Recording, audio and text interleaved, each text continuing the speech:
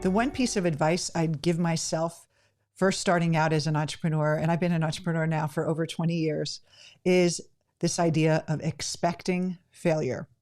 Now, all of you people with the positive thinking are probably saying, no, no, no, you shouldn't expect failure. You should expect success.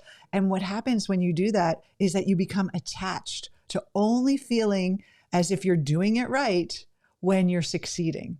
And little do we know that when we fail, we are actually getting more information about what helps us succeed than when we succeed.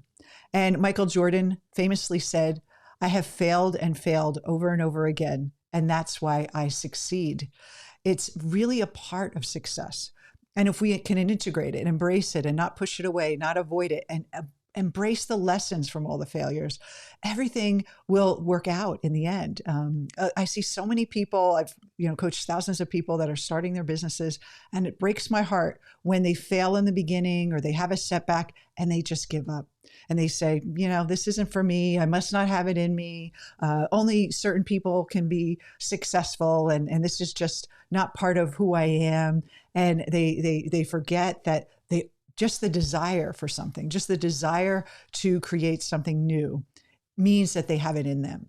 And so if this is you, if you've given up at some point, or you're starting to think that, I'm hitting a bunch of failures right now, I wish I would stop failing. If you stop resisting the failure and start learning from them, the success will follow. I promise you, the success will follow. But resisting failure and pushing it away and trying to avoid it at all costs will actually lead to failure.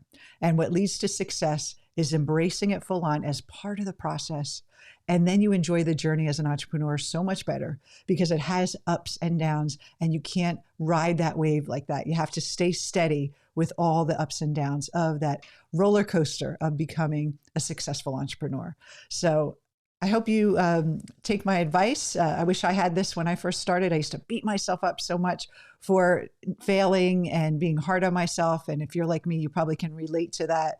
But take some time, be gentle with yourself. Know that failure is just part of the whole package. And if you welcome it, you understand it, you learn from it, it doesn't have to scare you anymore. And you become unstoppable in your goals and really creating great change in your life.